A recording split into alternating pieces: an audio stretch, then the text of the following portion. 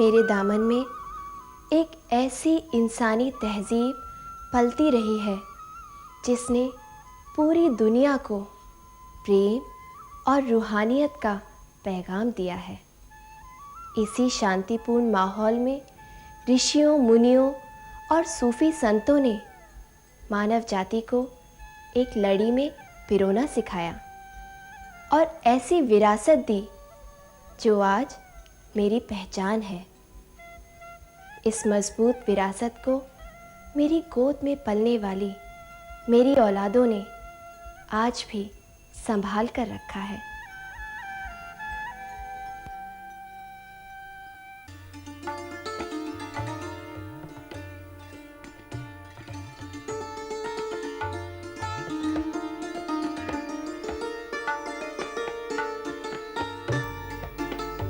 कश्मीर के दिल का दरवाजा हर मजहब के लिए, हर मत के लिए हमेशा खुला रहा।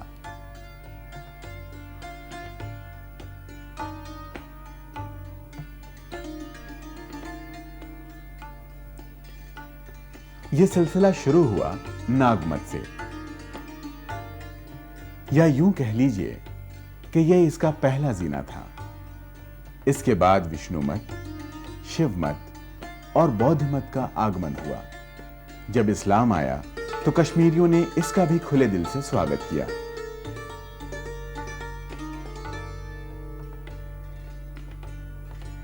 कश्मीर में समय के साथ साथ अलग अलग धर्म यहां आए। यहां के लोगों ने उसे अपनाया और उसके प्रति अपना गहरा विश्वास रखा। एक समय था जब बौद्ध धर्म के मानने वाले यहां काफी बड़ी संख्या में थे, लेकिन बौद्ध धर्म से पहले शिवमत अपनी चरम सीमा पर था।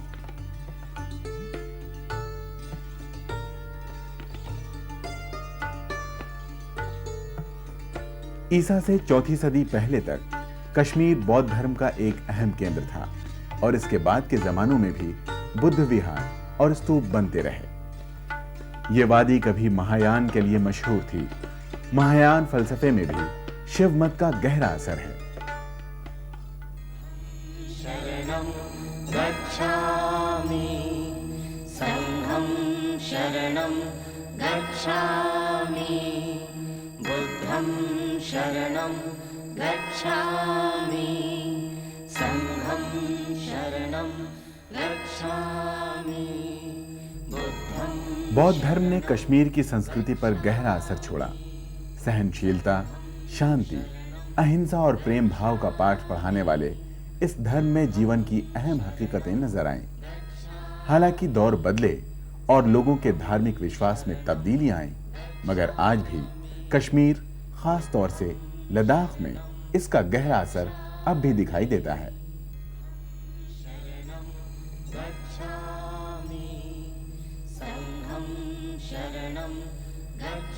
यही वो कश्मीरी बौद्ध भिक्षु हैं जिनकी आवाज दूसरे देशों की चार दीवारी में भी दाखिल हुई और अपने मौसम की तरह कोमल और मुलायम पैगाम इन्होंने दुनिया की झोली में डाल दिया।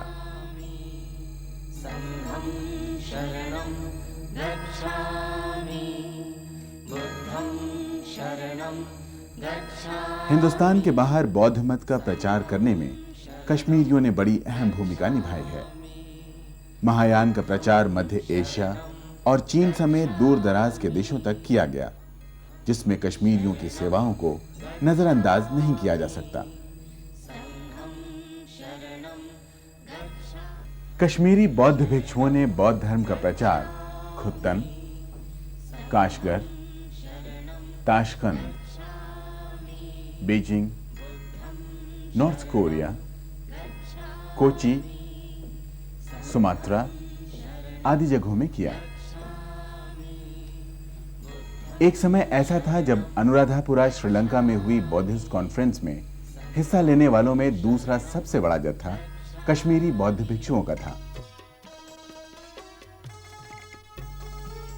इस्लाम बौद्ध धर्म और हिंदू धर्म का एक ऐसा संगम बन गया जिसने मजहबी रवादारी और तौहीद की तालीम दी, यानी खुदा एक है।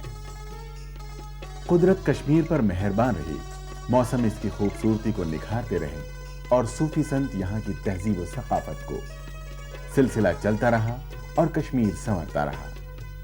चपथ जयपीड़ के जमाने में हमीम बिन साम के बाद 14वीं सदी में इस्लाम के प्रचारक सैयद बिलाल शाह, जो बुलबुल शाह के नाम से जाने जाते थे, मध्य एशिया से कश्मीर आए। बुलबुल शाह महाराज सहदेव के दौर में कश्मीर आए। उस वक्त यहाँ की हालत में एक अजीब सी बेइत्मीनानी और इंतशार था। लोग टैक्सों के बोझ से दबे थे। जागीदाराना जुल्म सर चढ़कर बोल रहा था।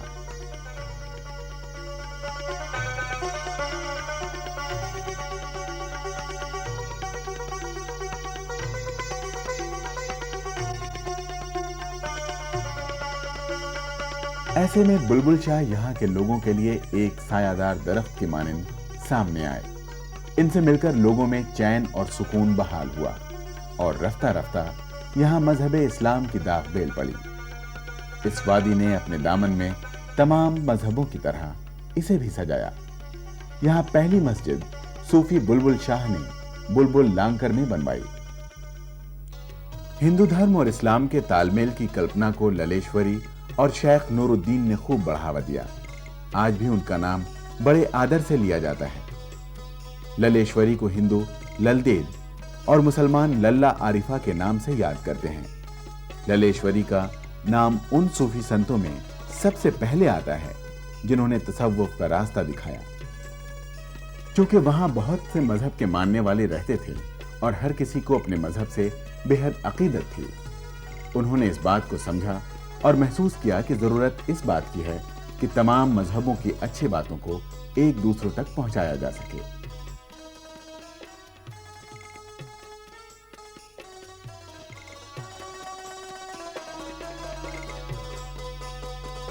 लल आरिफा अहिंसा की कट्टर हामी थी। उनका मकसद दो धर्मों के प्रचार की उलझन में पड़े हुए लोगों को इस कश्मकश से बाहर निकालना था। उन्होंने सच्चाई को पहचान लिया था।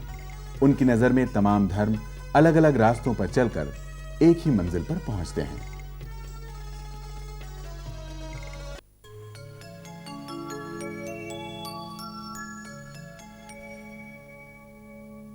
शू छुई थल थल रोजा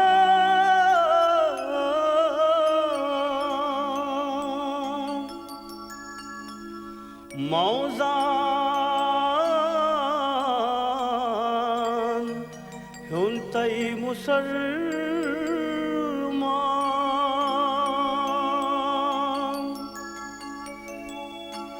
त्रुकई छुक पान परजान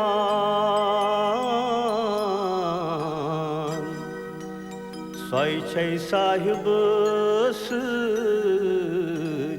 ज़नी जान।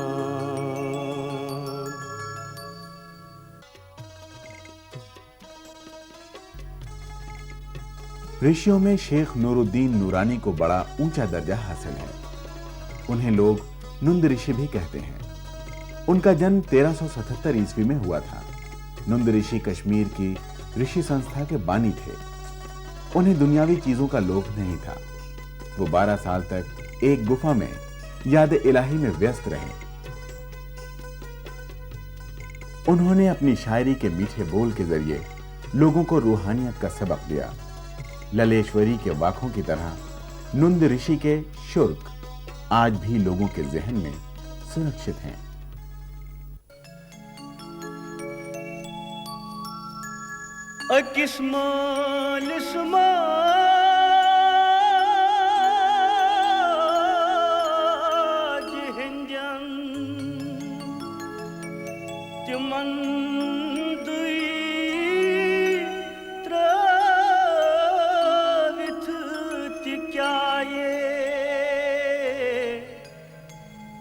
मुसलमानन क्यों हो हिंदन कर बदन तोश खुदा।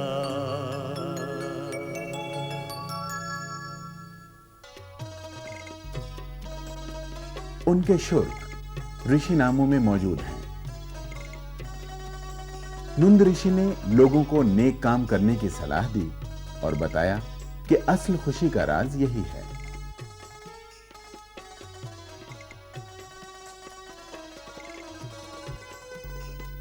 अफगान गवर्नर अता मोहम्मद खान ने उनकी याद में सिक्के भी जारी किए थे।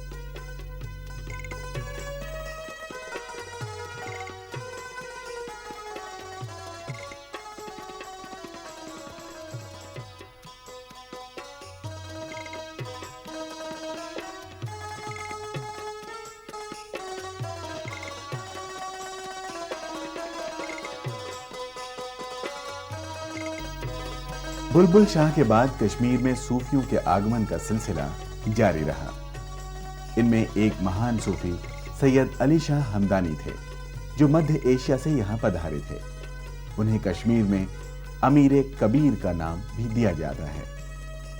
सैयद अली हमदानी न केवल सूफी बल्कि एक बड़े विद्वान भी थे। कश्मीर की पवित्र और महान ज़ियारतगाह आसार शरीफ डल झील के किनारे स्थित है। यह दरगाह कश्मीर में एक अहम धार्मिक केंद्र के तौर पर भी मानी जाती है। यहाँ पैगंबर इस्लाम के मुँह मुबारक रखे हुए हैं। पिछले 350 साल से इस जगह पर रूहानियत के सोते फूट रहे हैं। आसार शरीफ की पुरानी इमारत 4 बाम तर्ज की 3 मंजिला इमारत थी, जबकि नई इमारत मदीना मुनव्वरा के मस्जिद नबवी की तर्ज पर बनाई गई है।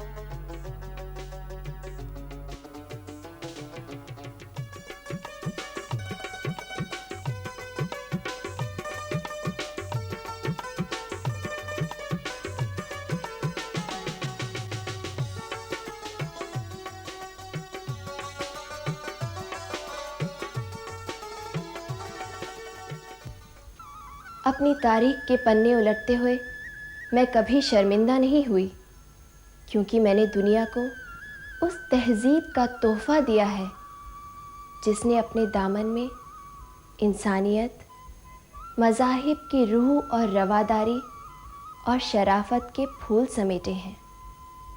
यही मेरी कायनात है।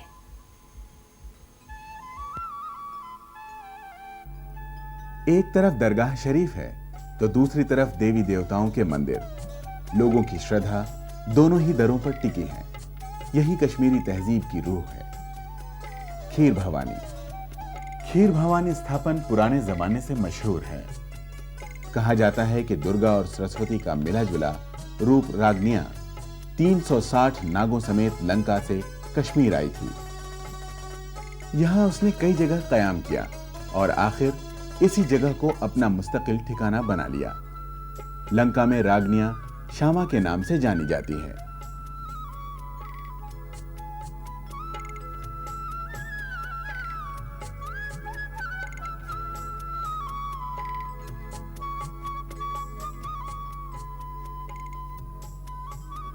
ये कश्मीरी तहजीब का अनूठापन ही तो है कि अलग अलग मज़ाहिब की इबादतगाहें बिल्कुल पास पास बनी हैं।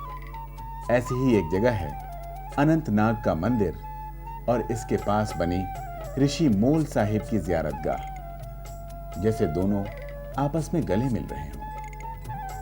अनंतनाग यानी शेषनाग का बसेरा। अनंतनाग को 13वें सूरज का द्वारपाल कहा जाता है। यहाँ लोगों का अटूट विश्वास और गहरी श्रद्धा देश भर से लोगों को खींच लाती है।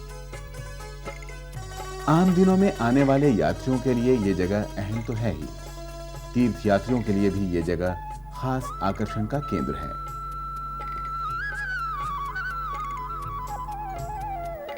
अक्सर लोग जो अनंतनाग आते हैं पास में बनी ऋषि मोल साहब की ज़ियारतगाह में भी हाजिरी देते हैं। ऋषि मोल साहब का असली नाम हर्द ऋषि है, जो सुल्तानुल आरफीन के मुरीद थे। तमाम बुजुर्गों की दरगाह की तरह यहाँ भी लोग अपनी मुरादें लेकर आते हैं, मगर इस दरबार से जुड़ी एक और ख़ास बात है। इनके उर्स के वक्त आसपास के इलाके के किसी भी घर में गोश्त और मछली नहीं पकाई जाती। लोगों की श्रद्धा ही है जो ये परंपरा आज भी बरकरार है।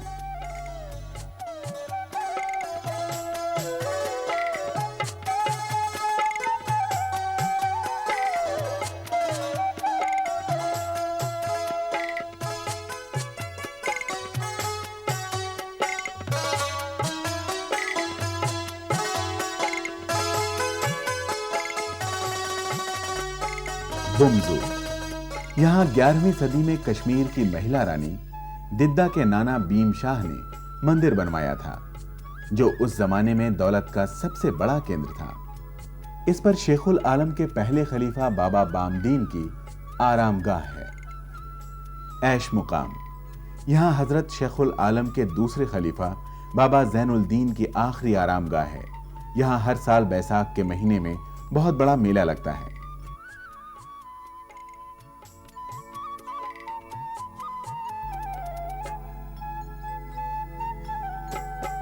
मटन, एक प्राचीन नाम, एक बहुत पुराना विश्वास। अनंतनाग और पहलगाम के रास्ते पर बने इस मटन मंदिर का जिक्र पुराणों में भी है और इसकी यात्रा को बहुत ही महत्व दिया गया है। सूर्य तीर्थ होने के बावजूद मटन का यह मंदिर विष्णु तीर्थ माना जाता है। यहाँ एक तालाब है। तालाब में बेशुमार मछलियां हैं जिन्हें पवित्र माना गया है। इसे मत्स्य भवन भी कहा जाता है, यानी मछलियों का घर।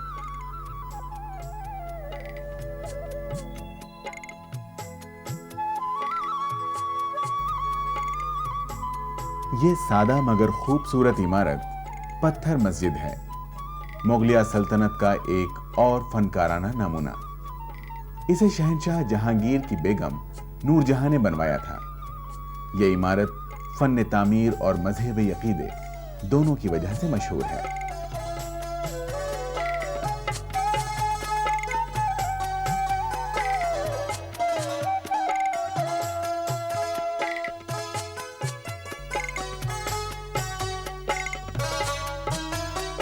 वादी की अनगिनत मज़ारात में से एक है पीर मोहम्मद मदनी का मज़ार।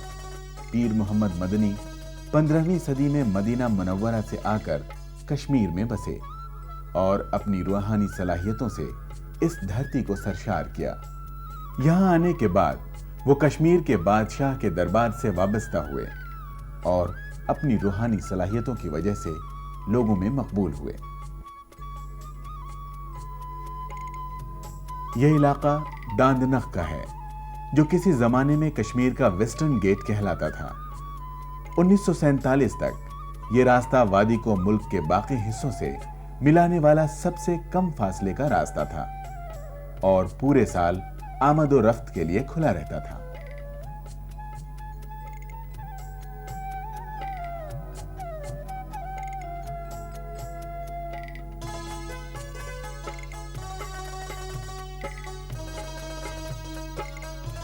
इस रास्ते की वजह से बारामूला कस्बे को तिजारती एतबार से काफी अहमियत हासिल थी।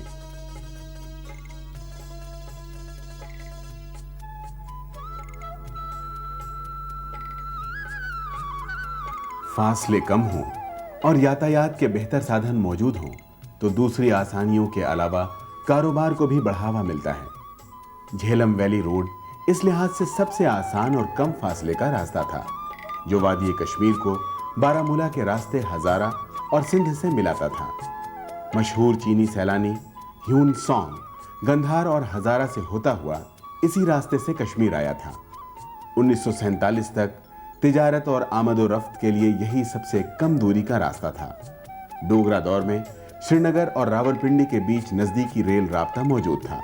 वहां सड़क बनाने का काम 1880 ईस्वी में शुरू हुआ, जो 1890 में पूरा हो गया। श्रीनगर से रावलपिंडी तक का सफर 4 दिनों में तय किया जाता था, लेकिन बदकिस्मती से 1947 में पाकिस्तान ने जो नाजायज और नापाक हमला किया, उससे सारे राब्ते टूट गए और सब कुछ बिखर कर रह गया।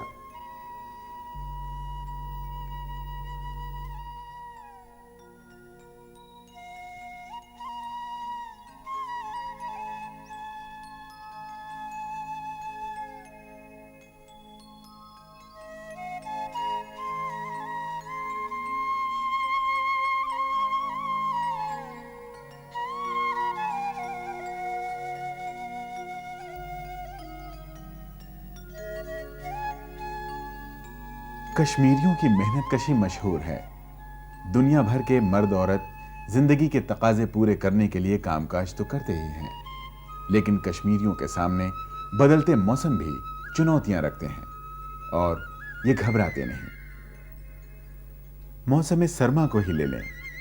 सर्द हवाओं में शल हुए जाते हाथ पांव और हद निगाह तक बर्फीली चादरों से ढकी वादी में जिंदगी हमेशा रवां दवां रहती है। ऐसे में कश्मीरी कांगड़ी का इस्तेमाल करते हैं। कांगड़ी तिब्बती शब्द है, कंग की बदली हुई शक्ल। तिब्बत में कंग को किसी एक जगह रखा जाता है, जबकि कश्मीरियों ने इसे एक चलती फिरती बुखारी का रूप दे दिया है। कांगड़ी पहले मिट्टी की बनती थी, लेकिन अब इसे नई शक्ल सूरत दे दी गई है।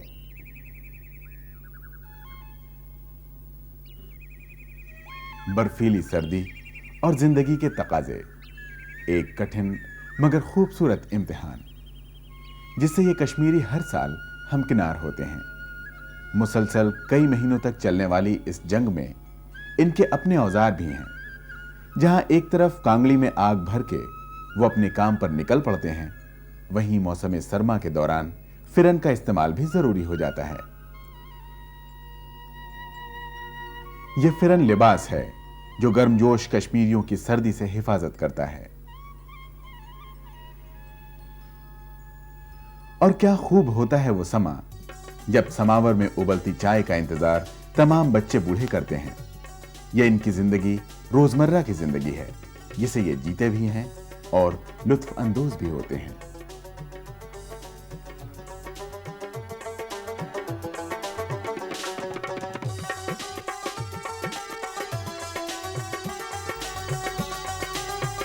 सर्द मौसम में फिरन के अंदर कांगड़ी में आग भर के अपनी राह जाते कश्मीरियों को देखा जा सकता है, लेकिन इसके अलावा इनके सीने में छुपे जोश और वलवले का शोला भी होता है, जो ये मुश्किल से मुश्किल राहों को सर कर देते हैं, आगे बढ़ते जाते हैं।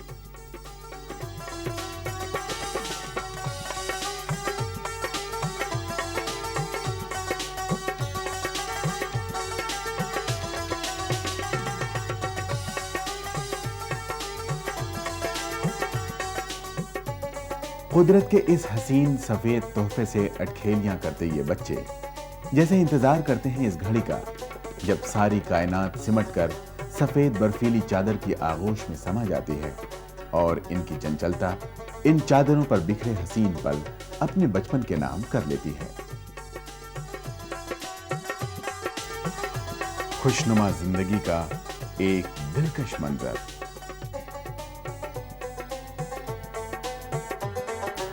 एक आम इंसान के लिए ख्वाब हो शायद ये मनाजिर जिन्हें कश्मीरी जीते हैं और जिनके साए तले अपनी जिंदगी गुजारते हैं।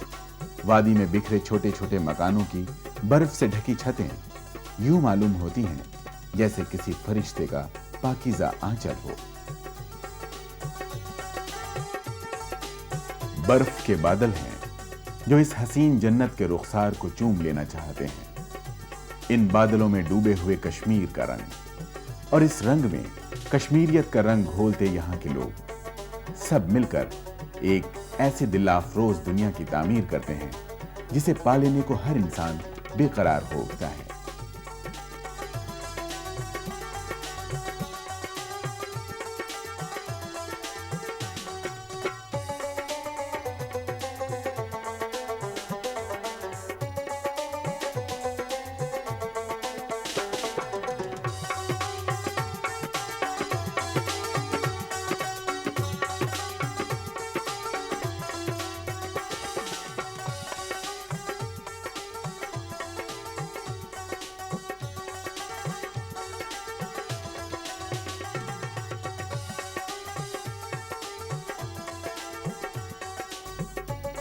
सर्दियां आती हैं तो वादी में उन सयाहों की आमद भी शुरू हो जाती है जो कुदरत के नायाब लम्हों को चुनकर अपनी जिंदगी का हिस्सा बना लेना चाहते हैं।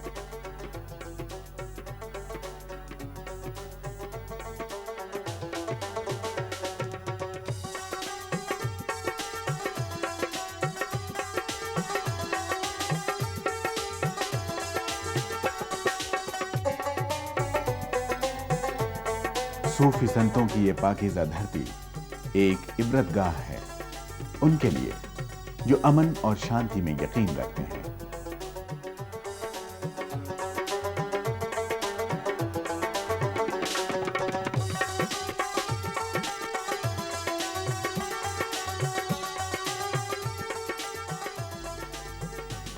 कश्मीर एक चमन है जिसकी गोद रूहानी फूलों से लबरेज है और जिसकी खुशबू से सारा वतन महक रहा है।